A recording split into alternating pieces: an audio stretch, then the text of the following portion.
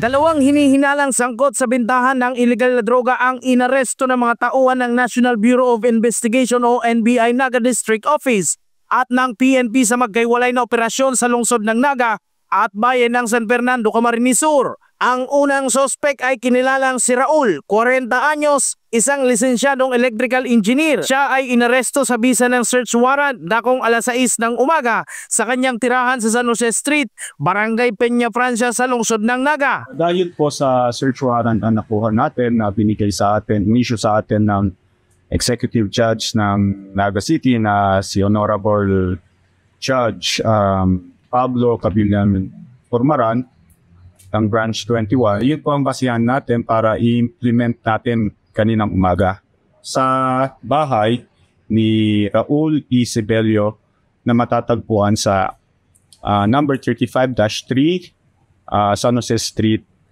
Barangay Peña Francia, Naga City.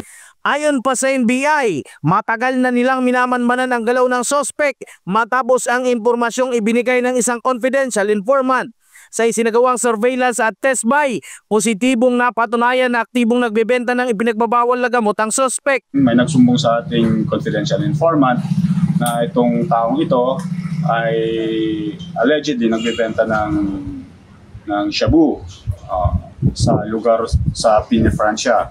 So ang ginawa natin, nag-conduct tayo ng surveillance para i-verify kung totoo yung sinasabi nung informante.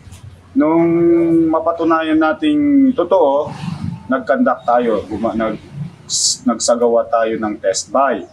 O dahil sa test buy na yon, naging positibo, nakabili kami kasama ng informante ng shabu sa taong ito. Ang piraso, mga nasa 18 heat-sealed transparent plastic sachet. Na-recover mula sa operasyon ang 18 sachet ng hinihinalang shabu.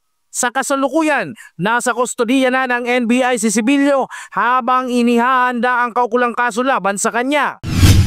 Samantala sa hiwalay na operasyon sa bayan ng San Fernando, isang search warrant din ang ihinaing dakong alas 4 na madaling araw sa Zone 4 Barangay Maragni laban sa isang alias Ingo na itinuturing na high-value individual sa kanilang lugar. Nakuha mula sa kanya ang tinatayang 36 gramo ng hinihinalang shabu na may street value na humigit kumulang 244,800 pesos. Parehong mahaharap ang dalawang suspect sa kasong paglabag sa Section 11 ng Republic Act 9165 o ang Comprehensive Dangerous Drugs Act of 2002. Samantala, patuloy ang pinigting na kampanya ng NBI at kapulisan laban sa ilegal na droga sa rehiyon, kasabay ng panawagan sa publiko na makipagtulungan sa mga otoridad upang tuluyang matuldukan ang paglaganap ng ilegal na gawain sa komunidad. Jan Nabador, CSN.